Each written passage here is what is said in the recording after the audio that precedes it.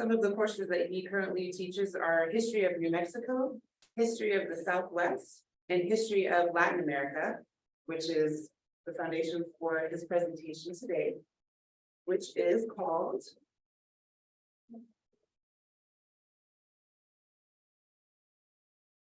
Medio, ladinos, amigos, espanoles. And without further ado, I'd like to introduce you to Dr. Peter Linder. Thank you, Professor. Thank you. Well, thank you for giving me your attention. What I want to do today is to talk about some research that has been ongoing for me for a number of years. This is a sort of a little bit of an unusual offshoot for me of a larger research project that I've been working on for a number of years, dealing with indigenous Spanish relations in the area around Lake Maracaibo in Western Venezuela. And this map will give you the sort of visual. Here's an outline map of the Republic of Venezuela. Here, this is Lake Maracaibo over here in the far northwest. And this is the contemporary state of Zulia, which roughly corresponds to the old province of Maracaibo, both when it was part of the Spanish Empire, then early after Venezuelan independence. So in the spring of 1658, Father Melchor Zapata de Rivadeneira, a Catholic priest with a somewhat checkered past, reported to the Cabildo, the town council of Maracaibo, on a recent initiative of his to try to convert a local Indian group called the Indios Cocinas. The Cocinas were an offshoot of a larger group of indigenous people speaking an Arawak language known as the Wayu or Guajiro.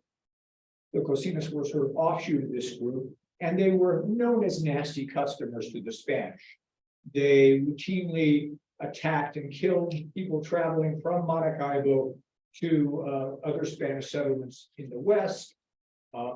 They routinely raided the farms and plantations north of Maracaibo for livestock and for other kinds of useful things, especially metal tools, cooking pots, the kinds of things that indigenous peoples found most useful.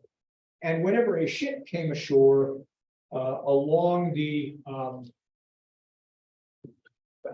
map, here's a sort of detailed map, 18th century, showing the mouth of Lake Maracaibo. The city of Maracaibo is up here. So if a ship with shipwrecked or came aground here along this shore, the Cocinas who lived in this general area would swoop down, kill everybody they could lay their hands on, plunder the ship, and generally cause all the problems that they could. So the Spanish were troubled by them in a lot of ways, and it was interesting that Father Melchor decided he would act as a missionary. And he did so in the most dangerous way possible. He went up into the territory of the Cocinas and began to preach to them. So this is sort of an eye-opening, a startling kind of episode. And I ran across a reference to this a few years ago. I was reading 50 and 60-year-old issues of the historical journal produced by the Academia Nacional de la Historia in Venezuela, an odd hobby, but there it is. And I ran across a short article that had been published in 1961 about Father Melchor Zapata. Actually, it was part of a series of 3 articles, and this one dealt with his missionary enterprise. And I was flabbergasted because, one, he was not a member of the regular clergy. Normally, the people within the Catholic Church who do missionary work are members of the regular orders, mendicant friars, Franciscans, or Capuchins, who offshoot the Franciscans, Dominicans, Augustinian, or Jesuits. Father Melchor was a parish priest, or a former parish priest. He had been a parish priest in Maracaibo in the 1640s, had lost his parish through financial mismanagement, and then had eked out a living for the following decade, working as a kind of agent of the Spanish Inquisition, running down secret people practicing Judaism secretly in the area between Maracaibo and the town of Gibraltar, the south end of the lake. So this is not who you would expect to see as a missionary. Again, in the history of Venezuela, especially in the Maracaibo area, it had primarily been the Dominicans and the Augustinians who had done the missionary work, and they were still active in the area. So this raises the question, why did Father Melchor do this? Once I read the article, I discovered that the documents the article was based on were really inaccessible. They are housed in the archive of the Archdiocese of Caracas. And as far as I know, after inquiring with my friends, nobody seems to have it in there. And getting to Venezuela now is almost impossible. So I started looking around. I actually found a couple of documents online on the website of the Archivo General de Indias in Sevilla. One very short and one quite extensive, which was essentially what's called a relación de méritos, a list of my achievements that in the Spanish context, people in the colonies often did to try to get the crown to give them something, a pension, a land grant, or something like that. And there's about a 70-page document written by Father Melchor in the mid-1850s, talking about how he had sacrificed everything for the crown and presumably asking for his parish back or something along those lines. And then when I was in Spain this summer, I actually spent a couple of weeks in Spain this summer, and I worked at the Archivo General de Indias in Sevilla. This is a dog statue. This is the archive right here. And then I spent a day in the archives of el Archivo Histórico de la Nobleza, the archive that deals with the records of the nobility in Spain, because I saw on their website listing of a document relating to Father Melchor. And I was able to get through about a quarter of the document. I'm still in negotiations with the archive, trying to get them to send me a digital copy of the entire document. It's about 100 pages long. But I was able to glean enough from these documents to build a more robust picture of Father Melchor. And in an earlier iteration of this talk, I was going to talk about his bizarre career, because it's quite interesting how he ends up deciding to become a missionary late in life in the late 1670s, excuse me. But when I thought about it, I thought one of the more interesting questions perhaps was, why did the Indios Cocinas, this particular band of Indians who he approached in 1657, excuse me, in 1658, why would they want to convert? What was their thinking? Now, one of the problems we face as historians of Latin America, and indeed historians everywhere, is that the people or the bottom of society, and especially people who don't have a written language, don't really appear in the historical record, except in as much as other people write about it. So one of the challenges we always face when we're dealing, for example, with indigenous peoples is, how do we try to get at their point of view? How do we understand the world through their eyes? And so what I'm trying to do in this talk is to talk a little bit about the thinking of the leaders of the band of Indios Cocinas that agreed, when Father Melchor approached them, to convert to Christianity and become allies of the Spanish. So that's essentially what I'm trying to do here. Sorry? How do you spell his name? Melchor. Melchor, M-E-L-C-H-O-R. And M-E-L-C-H-O-R. Last, first surname is Zapata, like Emiliano Zapata. Yeah. De Rivadeneira, R-A-V-A-D-E-N-E-Y-R-A, or I've seen it written with I, people spell it. All right. I think Rivadeneira is a Portuguese last name. And in fact, in the early to mid 1600s, there were a lot of Portuguese running around Western Venezuela during that period from 1580 to 1640. Spain and Portugal were ruled by the same monarch.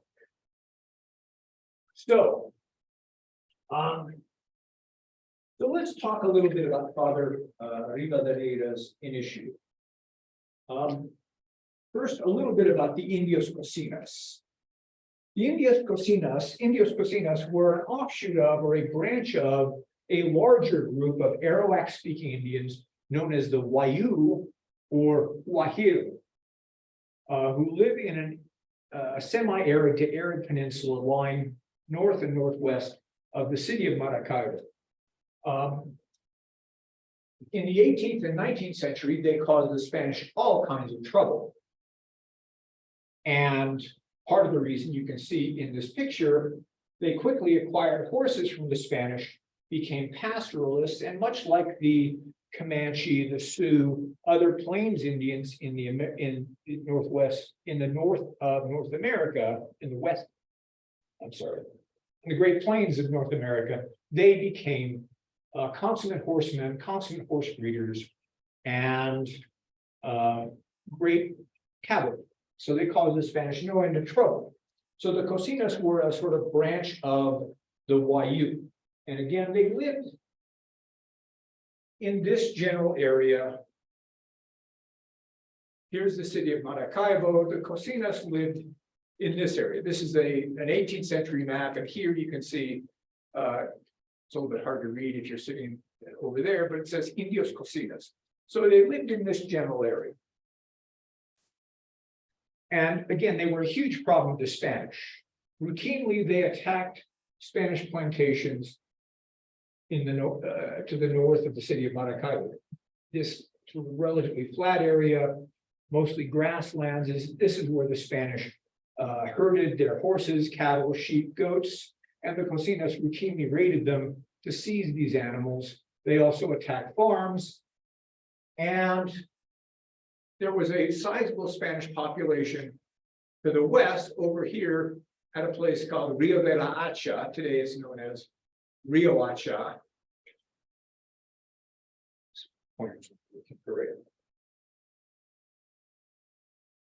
Anyway, technology foils us again. There's a road that leads from Maracaibo along the coast and then across the peninsula to Rio de la Hacha, and the Cocinas were forever waylaying people and killing them as they tried to get across.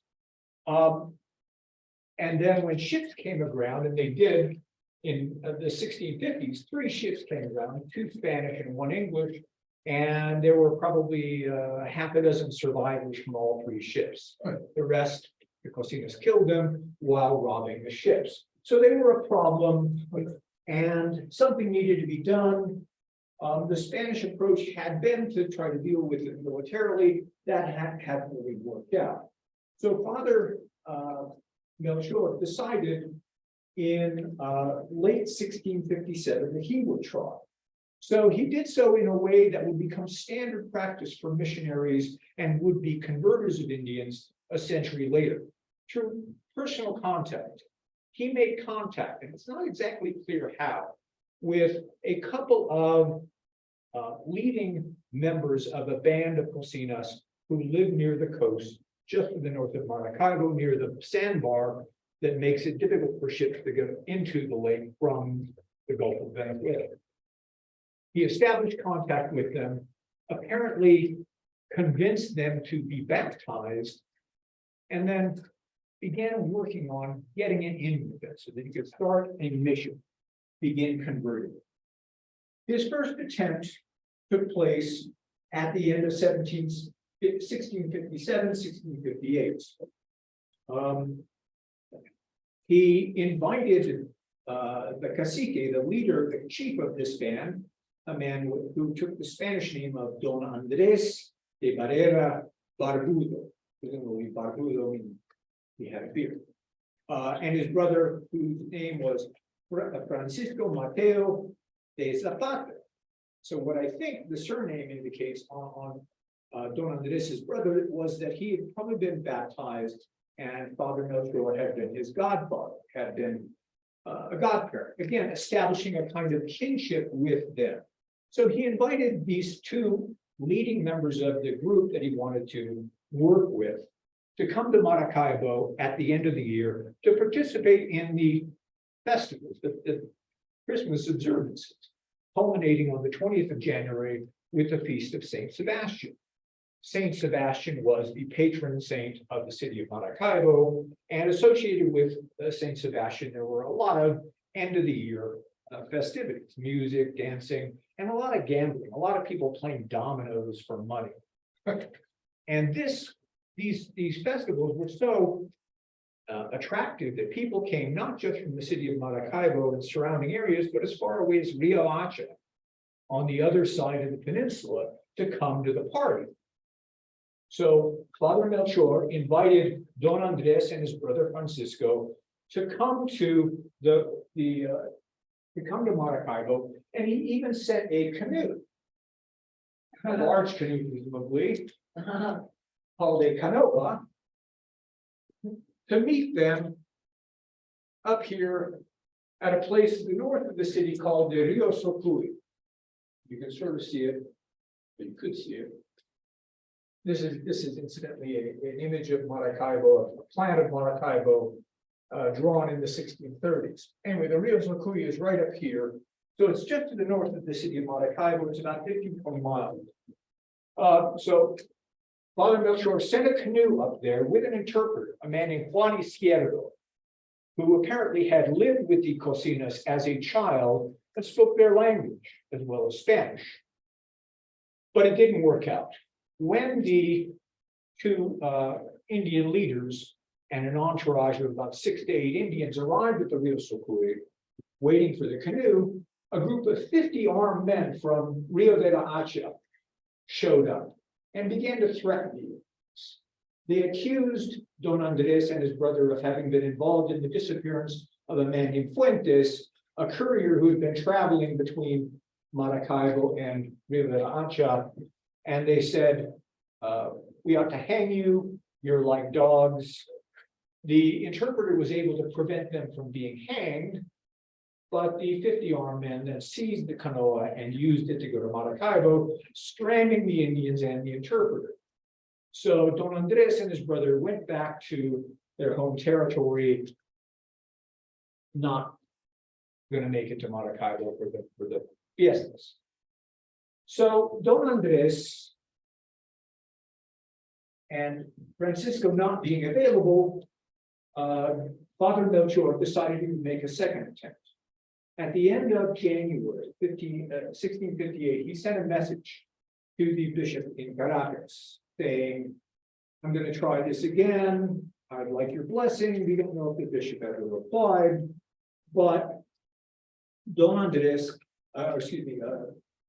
Father Melchior invited Don Andres' brother, Francisco, to come to Maracaibo as his guest and visit.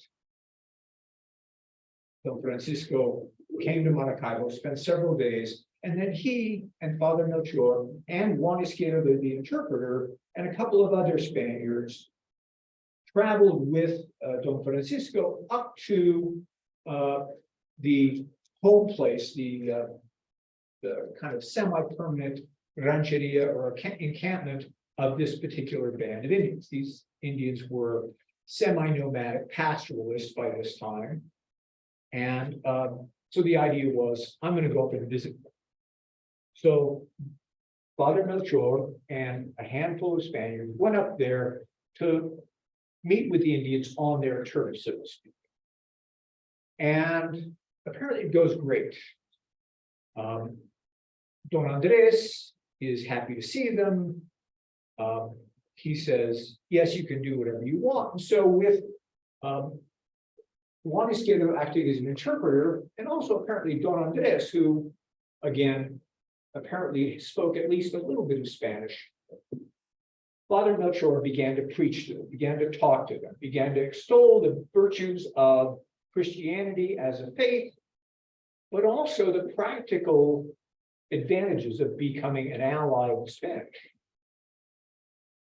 So he addressed them And according to Father Melchor, at least, everybody loved what he had to say. And immediately after, Indians, including leading members of the community, began approaching Father Melchor and asking either that they could be baptized or that their children be baptized. So Father Melchor baptized a bunch of the inhabitants of this community, and including members of the leading families of this band or clan, and he also handed out a lot of presents. He provided suits of clothing, usually uniforms, to Don Andres and his brother. And this was something that we'll see, for example, here in the Southwest among the Spanish when they interact with the Comanche and the Apache. One of the things that they do is give chiefs Spanish military uniforms, replete with silver bullion and braids and, fancy hats and all the rest, as a mark of status. So Don Andres and his brother get uniforms. The other members of the community receive more prosaic gifts: steel axes, steel knives, cooking pots, clothing, and the like. The kind of trade goods that the indigenous people could not make for themselves and were increasingly dependent on. One of the sort of truisms of the colonial experience is that once indigenous people learned the advantages of steel tools over tools made of wood or bone or stone, it was hard for them then to dispense with. This is what happened in the wake of, for example, the Pueblo Revolt. The leaders of the Pueblo Revolt in 1680 wanted to erase every trace that the Spanish had ever been there. But they found that most of the Pueblos after the revolt didn't want to give up horses, didn't want to give up Spanish weapons, tools, things like that. Anyway, so Father Melchor, very convincing apparently, provides these gifts, preaches and teaches, and then he makes promises. He says that if they ally freely with the Spanish, the cocinas of Don Andres's band, the cocinas barbudo, as they're sometimes referred to, will not have to be subject to the encomienda. Does anybody know what the encomienda is? The tax. It's a tax. Basically, the word means commendation. And it's a practice that the Spanish used during the Reconquista in Spain as they were conquering southern Spain from the Muslims. And it's an institution that they brought to the Caribbean and thence to the rest of the Americas. Basically, it involved the leader of an expedition. Once the conquest is done, or mostly done, handing out specific communities or groups of Indians to individual followers, not as slaves, at least not strictly speaking, but as a population that individual could tax in the form of produce and tax in the form of labor. It had been supposed to go away. In 1542, the Crown passed laws to provide for its ultimate extinction. And in central Mexico and the Central Andes, it was pretty much gone by the end of the 50s. But in fringe and frontier areas like Venezuela, also like New Mexico, the encomienda endured for decades. It did not come to an end in New Mexico until 1680, with the Pueblo Revolt. And in Venezuela, it continued to function, albeit in a kind of attenuated form, well into the 1700s. So, and it was a burdensome thing. As Indian populations contracted through the impact of disease and so on, fewer and fewer Indians found themselves having to support more and more Spaniards. So being freed from that obligation, that expectation, was a huge potential benefit. Also, Father Melchor said, if you ally with us, if any of your neighbors give you trouble, we will fight for you, with you. So again, he outlines what we could see as the tangible benefits of an alliance with the Spanish. You convert, you become our allies, and we will help you. And it apparently works. In on the 26th of March, he comes back to Maracaibo, reports to the Cabildo of success, saying, I baptized a bunch of Indians and more. He also said, I signed a treaty with them. He worked out a formal treaty and signed it. He signed on behalf of the king, Philip IV. The Spaniards with him signed as well, and so did Don Andres and his brother and other leading cocinas. And the terms of the treaty are fascinating. Essentially, what the treaty says is that as allies of the Spanish, the Cocinas Barbudo will receive aid, they will receive gifts. In addition, they will receive military protection if they run into trouble with their neighbors. And again, it should be noted that not all of the cocinas were anxious to convert. The Spanish pledged to provide military assistance. In return, the cocinas pledged that, one, they would stop raiding the Spanish in Maracaibo. Two, they promised not to molest or interdict travelers going between Maracaibo and Rio de la Hacha. Three, that they would side with the Spanish in case of an attack from outside. And this was a significant benefit from the Spanish point of view because the area around Lake Maracaibo was the target of incessant raids by pirates, starting in the 1630s and continuing all the way down to the days of Henry Morgan in the 1660s and 70s.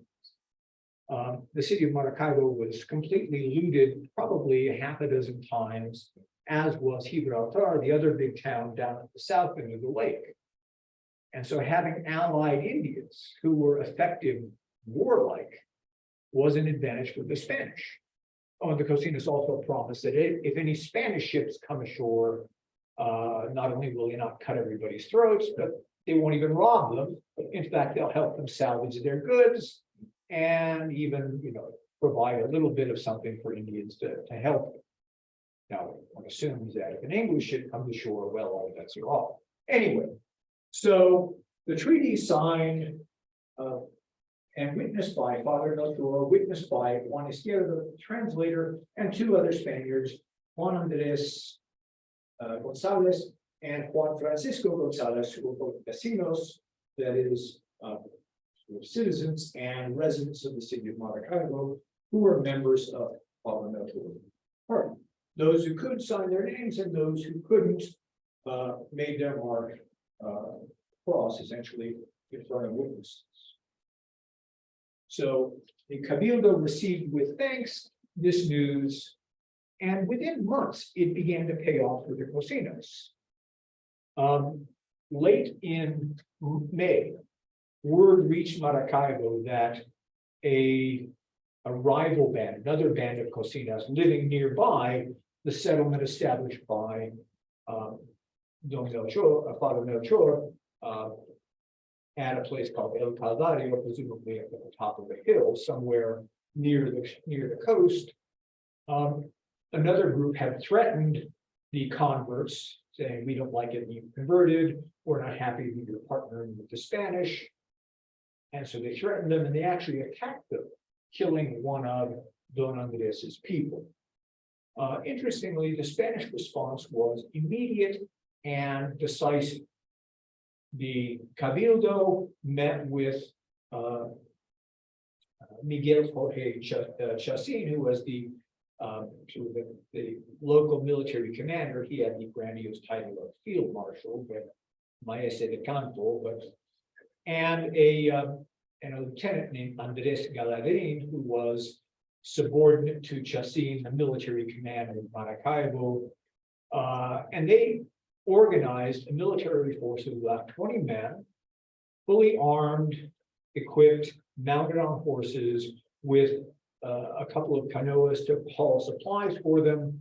And they immediately traveled north, made contact with Don Andres's people, and in a joint operation, they went out against the group that had threatened them. They ultimately were not able to catch them. The Father Melchor describes it as rebels, but I don't know if that term is strictly speaking proper. Here's another map. This shows a little bit more detail. It's also from the 1700s. So I think that the Don Andres' party lived somewhere in this area, maybe here at the Montes de Oca, because again, their settlement was on the shoulder of a hill which gave them a vista of the coast, so that they could spot all those ships and rob and pillage them. Anyway, their enemies ended up fleeing down into here. This is an area that even today is swampy and marshy and overgrown. And they hid out in the forests and swamps there until the Spanish finally had to sort of throw up their hands and go away. Okay, so this is pretty much where the story ends. I haven't been able to find out what happens afterward. What we do know is that a century later, the Cocinas are hostile once again to the Spanish. And the Spanish are routinely raiding them for captives who they would in effect enslave. And the Cocinas are retaliating by attacking the Spanish, interdicting traffic on the road going to Rio de la Hacha. So what happened, we don't know. If events that took place a century later is any guide, what may have happened is that some of the settlers were happy with the deal. Like those troops from Rio de la Hacha, they saw the Cocinas as A, dangerous people to be killed if possible, or B, a convenient source of manpower if they could only be captured and put to work. And one of the consequences of all those pirate raids in the 1600s is that in addition to taking gold and silver and doubloons and all that sort of thing, the pirates also stripped the plantations of the entire area of every slave they could catch, because there was a ready market for slaves in the Caribbean. So there was an ongoing labor shortage in the Maracaibo area throughout the late 1600s, well into the 1700s. And it's my conjecture, I don't really have enough evidence to call it a theory as yet, but it's my conjecture that stripped of access to or control over African slaves, the Spanish in Maracaibo and in the agrarian areas around the lake may have turned once again to enslaving Indians as a replacement, which would mean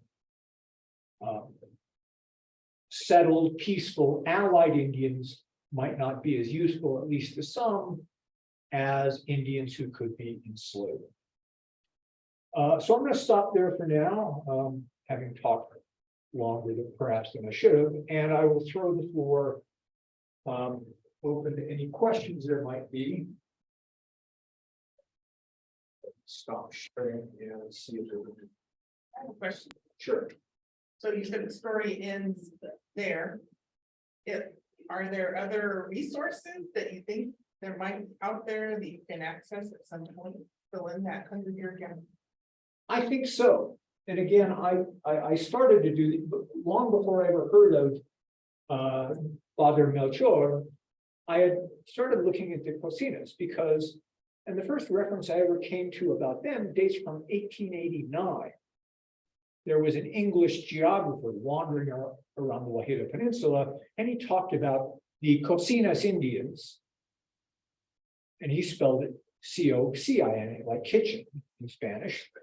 But he referred to them as a clan or a group of criminals. He said that they were people expelled from the more orderly Guajiro clans who had sort of banded together as kind of bandit outcasts of society, and were again, even in the late 19th century, they had the reputation of being violent, dangerous, bloodthirsty, unprincipled, you name it.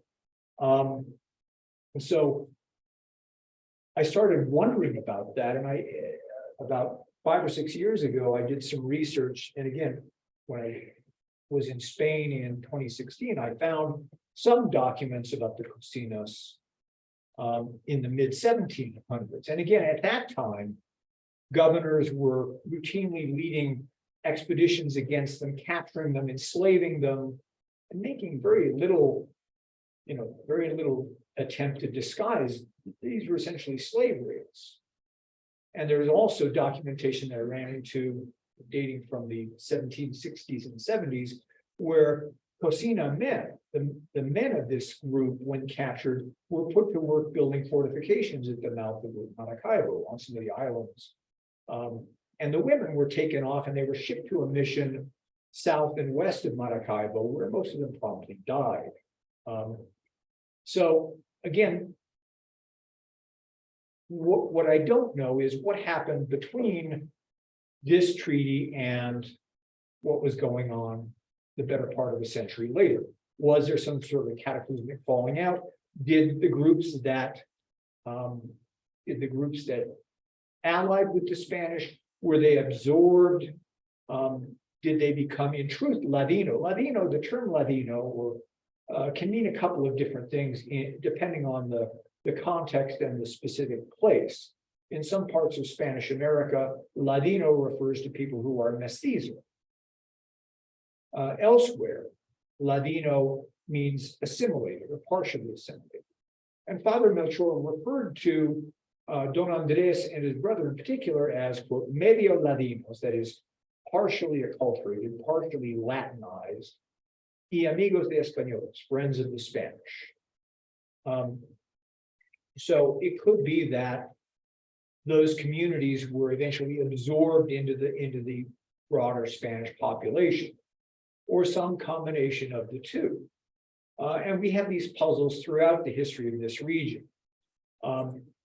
Late in the 18th century, another indigenous group known as the Motilones, who lived at the south end of the lake, were also constantly fighting with the Spanish and causing them all kinds of trouble. And the Spanish were routinely raiding them for slaves. Then in the 1770s, a guy like Father Melchor, but he wasn't even a churchman. He was the assistant treasurer of Maracaibo, a guy named Sebastian Guillen, went down to the south end of the lake with one priest and an Indian interpreter and convinced a whole bunch of the Motilones to settle down and accept missionaries. So a number of mission towns were established south of Lake Maracaibo. But almost immediately, the Spanish authorities began undermining the missionary effort. They accused Guillen of various crimes. He ended up dying in prison. And the governor began to hand out land grants to citizens of Maracaibo in the lands that the Indians had been given.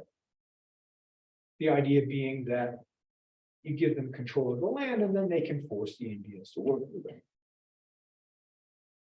And then when Venezuela becomes independent in 1821, the missions are gone within like 5 to 10 years. Some of the Indians are assimilated into the mestizo lower class. Others apparently move back to the forest. And a century later, when the oil companies are sending geologists into those forests, an American or British geologist ended up with a 6-foot-long arrow stuck through him, pinning him to a tree.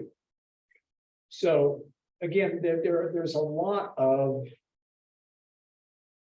things we don't know about this history. And this is one of the reasons why I've been working on this project as time permits for the last, it's been 9 years, something like that.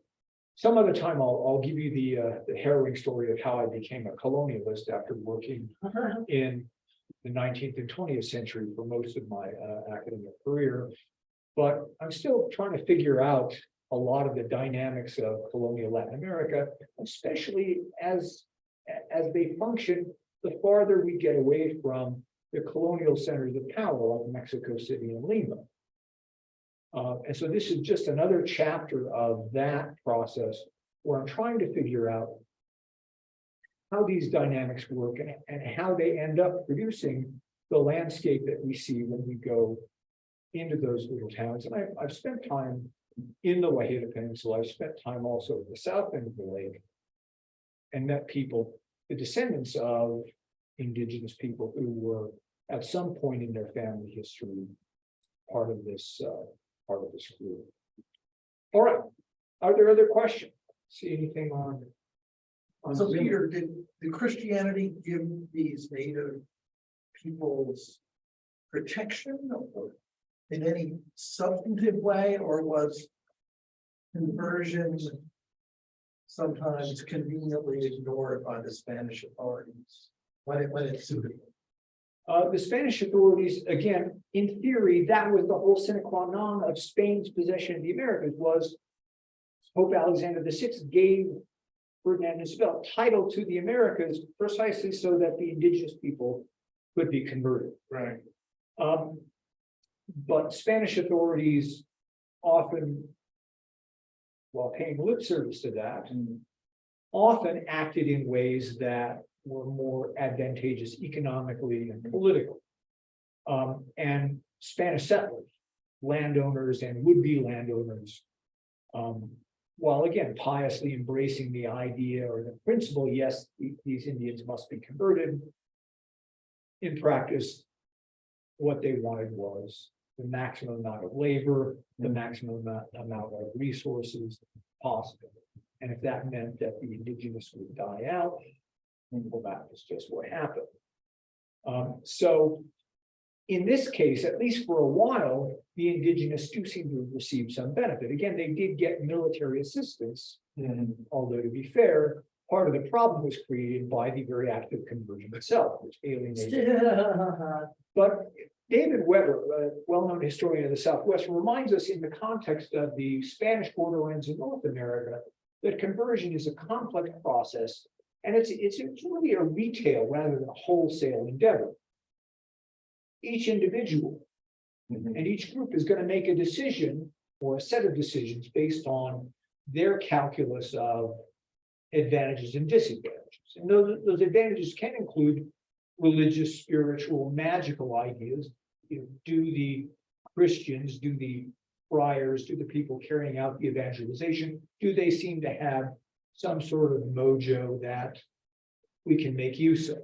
But it's also, and in this case, we can see that demonstrated, I think, very clearly, it's also based in large part on material advantage. That is, indigenous people are more willing to convert if by doing so, they can receive presents.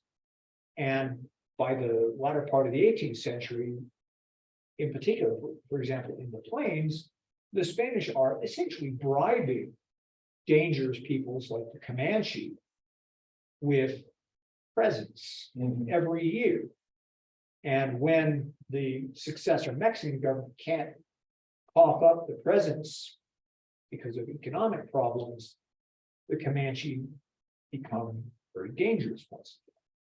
So material advantage, and in this case, alliance.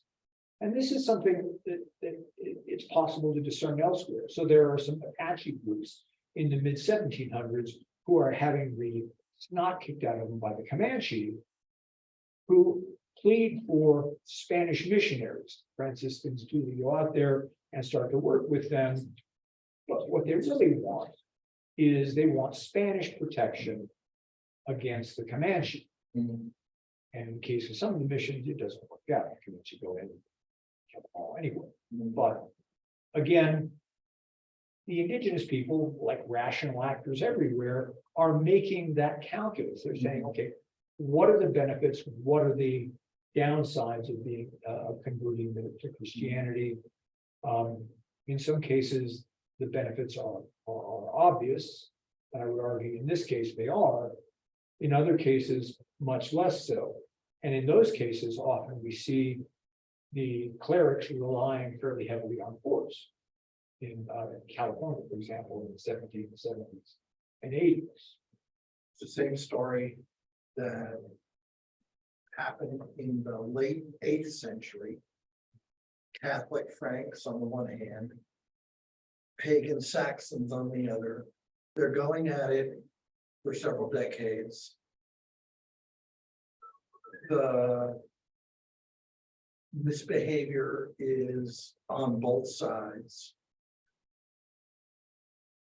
But there are rational calculations that are made by the Saxons. Eventually they do convert, but it's primarily at the point of the sword. There's this heavy force of a military presence that comes in. It doesn't sound like the Spanish were able to put in that heavy presence for a long time. No, again, especially as you get farther outside of the areas where the indigenous population really dance essentially peasants. So that in central Mexico, in the central Andes, they're able to defeat large indigenous armies that fight in ways that dance the Spanish. When they get out to the frontiers and the indigenous aren't polite enough to stand in close formation and allow the Spanish to stab them until they get tired, but they hide behind rocks and shoot arrows, and then they steal horses that become even more of a mobile threat. Right. The Spanish end up sooner or later having to turn to diplomacy and often providing incentives. Right. Julie. Oh, For those who don't know, there's a question on the chat from Ms. Rebecca Schneider. She says, I imagine that the archival languages such as Spanish and indigenous languages may have shifted from the time period you're considering to the current moment. If so, how do you deal with these shifts in your research, presuming that you may be able to read contemporary Spanish better than 17th or 18th century Spanish? that's a fascinating question, and the short answer is you cry a lot. Because, again, the paleography, I mean, when I was doing my dissertation research, a lot of the documents that I was either beautifully written with this kind of late 19th century copperplate script, or else they were typed. The farther back in time you get, not only does the orthography get more problematic, but the quality of the ink and the paper decline, and you get documents that are sort of falling to pieces before your eyes, and just reading them. And when you're talking about the 17th century, there are a whole series of abbreviations that they use and little squiggles that signify entire words.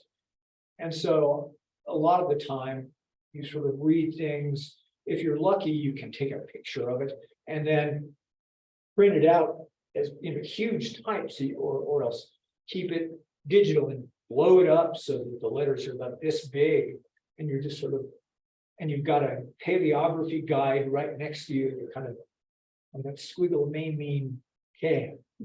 Oh, okay. So it's very hard work, and this is one of the reasons why I didn't become a colonialist back in the mid 1980s, because I was lazy and knew that I'd much rather read stuff that was typed. My Spanish was okay, but paleography was tough. And since I've been moving backward in time, I've had to grasp that nettle and try to get up to speed with it. And I'm now to the point where I can go into an archive, and if the document is reasonably written, especially if it's sort of late 18th century or late 1700s, I can usually puzzle it out with a dictionary or with some care. But a couple of years ago, I was coming off my sabbatical and I had a 100-page document. And I swear I worked on that thing for about a month and a half. And of course, as soon as I finished it, I discovered that the entire thing had been transcribed. So at least I was able to check my translation, but and you just feel like, oh my God, I'm not going to live long enough to get this done.